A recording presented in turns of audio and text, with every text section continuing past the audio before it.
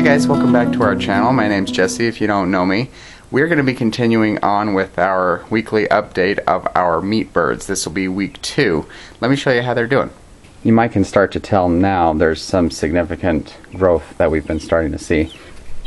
That's how big they are now, and you can tell they've started to feather out as opposed to how big they were when we first got them and were putting them in their bins. Rach and I did end up having to change out their bedding just a little while ago when they were at the 11-day mark.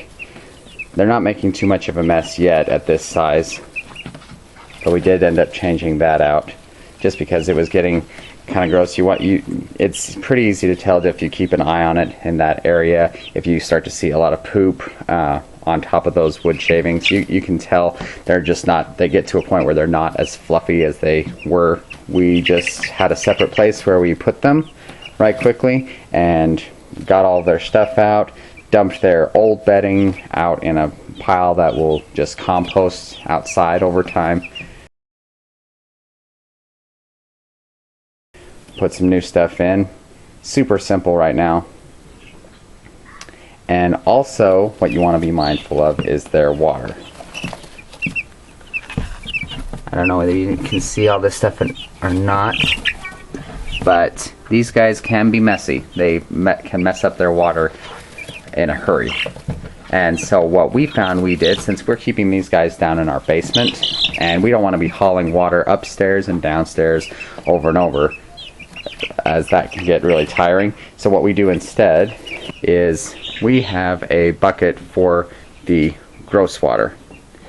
What we do, we just keep an eye on it. When the water gets a little bit yucky, we just give it a quick dump out all those wood shavings or whatever, and now it's good to go for another little bit. We rearranged their bins just a little bit so that their feed and water isn't on one side of the bin or the other. We put it more in the middle with the heat lamp on one side and this empty space over here on this side. That way, since they're getting a little bit bigger, they've started to feather out now, they're able to stay warm a lot more easily. And so with the heat lamp, they may get even a little too warm with their feathers.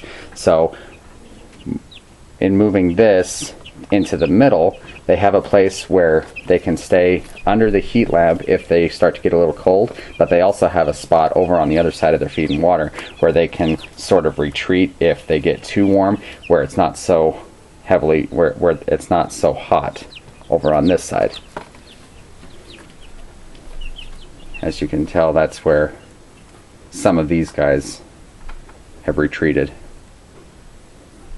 Now they're also not forced to stay under the heat lamp if they want to eat and drink either.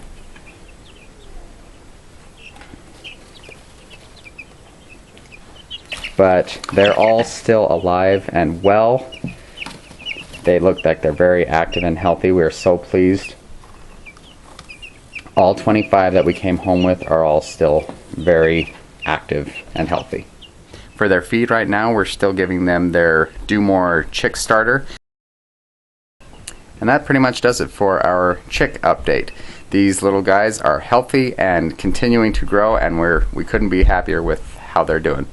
But be sure to stay tuned for our week 3 update, and until then, we'll see you next time. Take it easy.